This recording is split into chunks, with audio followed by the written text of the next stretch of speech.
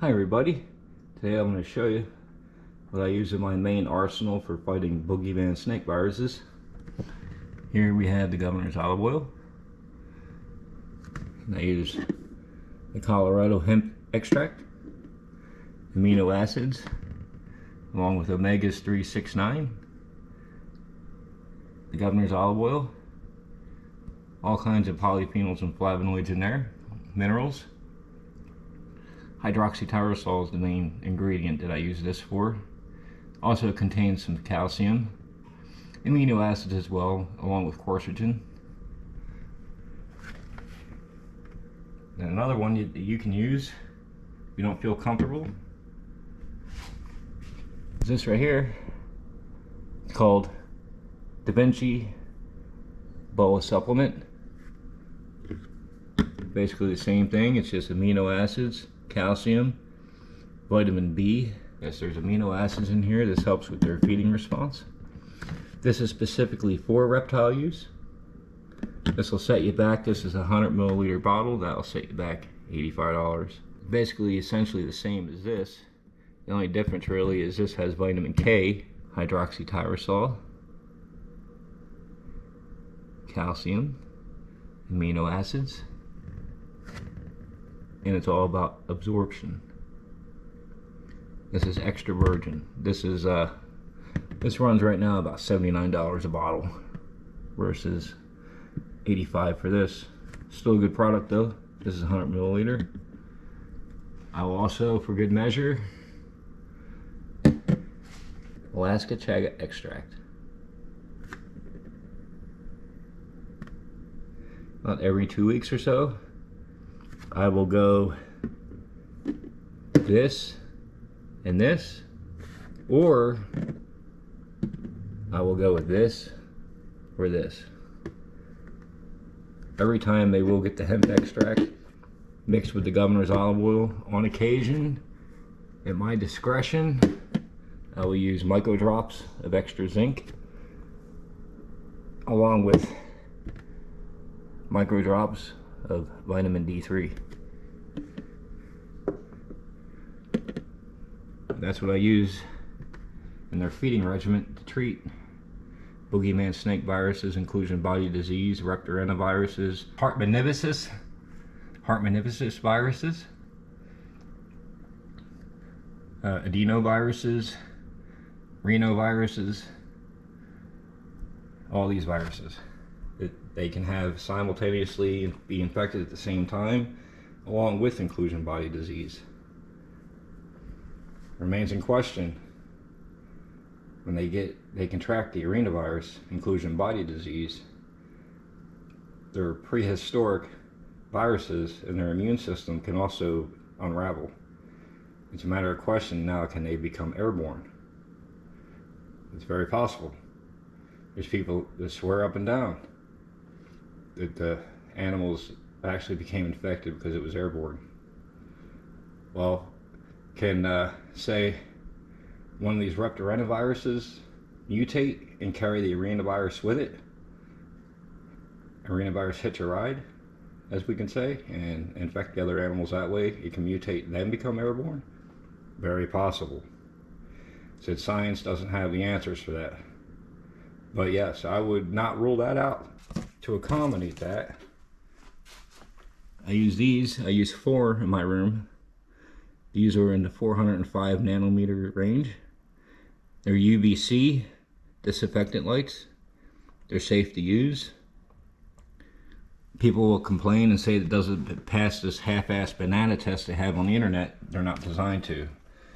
You don't want anything that's going to ripen a banana or take its skin off, you know, and be in your room. You want to use something that's low level radiation and for prolonged use.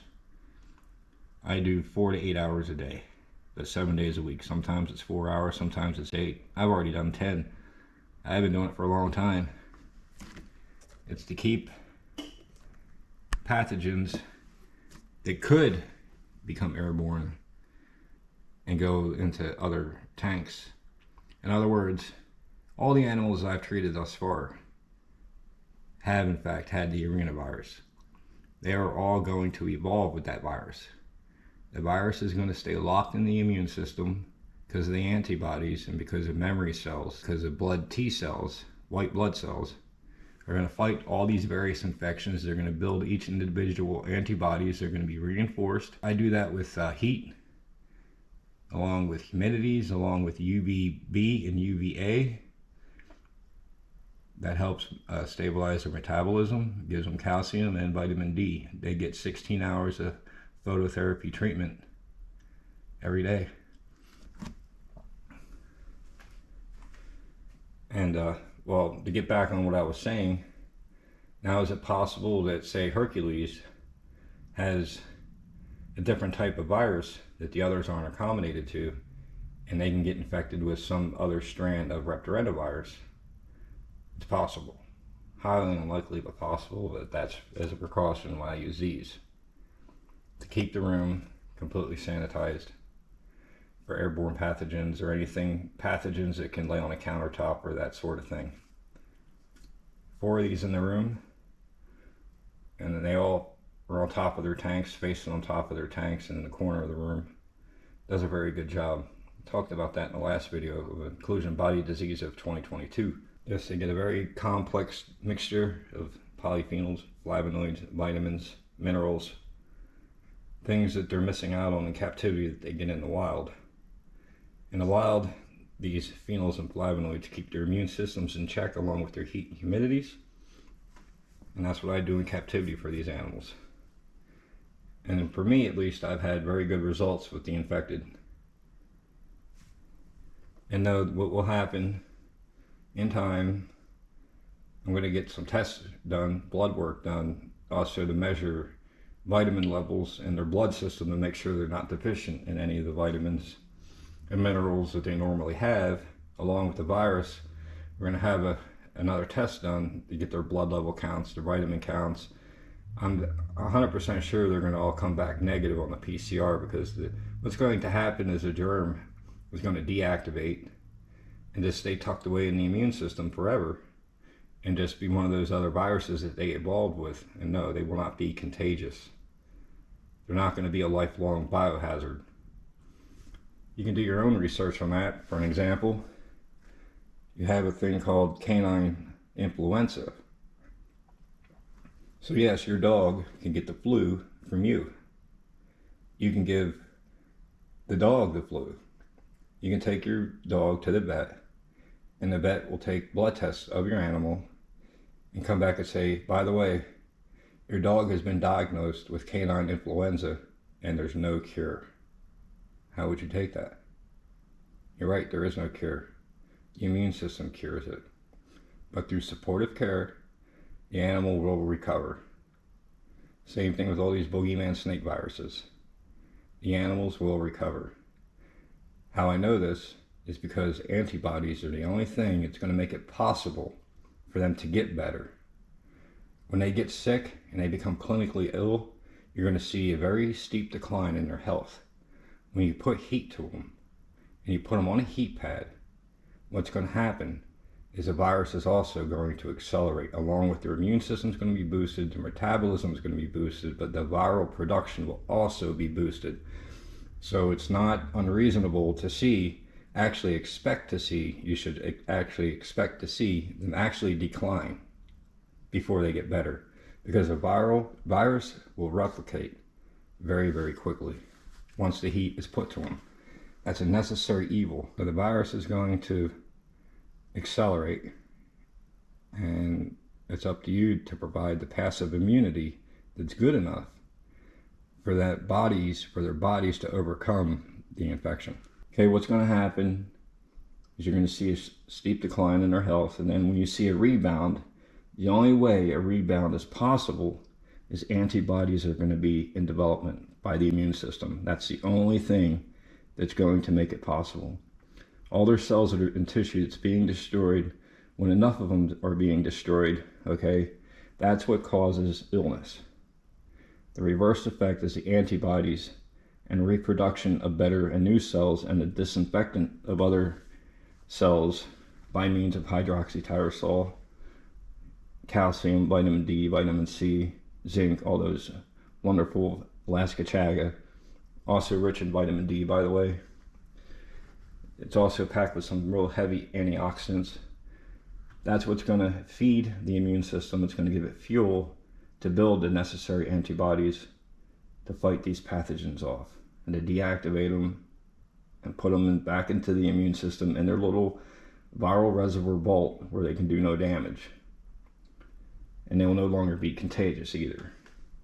That is complete urban legend that they are going to be asymptomatic their whole lives and they can survive and be biohazards to other animals for the rest of their lives. That's just complete nonsense. It's not how it's going to work. And as long as you stay on top of their husbandry and do a very good job on their temperatures, you keep their temperatures low to mid 80s for ambient, high temperature 90, 92, BCIs 60 to 70% humidities, 70 to 85 to 90% humidities for the true red tails. You're not going to have any problems once they cure, once they get better. And the ones that you buy from other people and you take good care of them, you should never have any problems.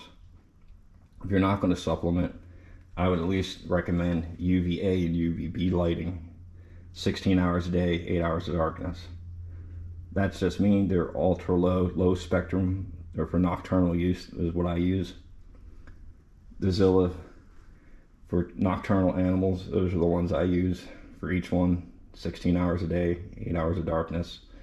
They get calcium, vitamin D, and it helps process their food. And it's most importantly, what that light will do is it will help them metabolize calcium correctly. Okay, calcium is a big part of their diet that they need. I go more than just beyond their prey items for calcium. You know, constant artificial lighting. We'll just call it phototherapy. How's that? That's what I do, and all four of them are doing very well. I'll be uploading more videos of them here in the future. Yeah, Hercules is doing great. Very happy with his progress.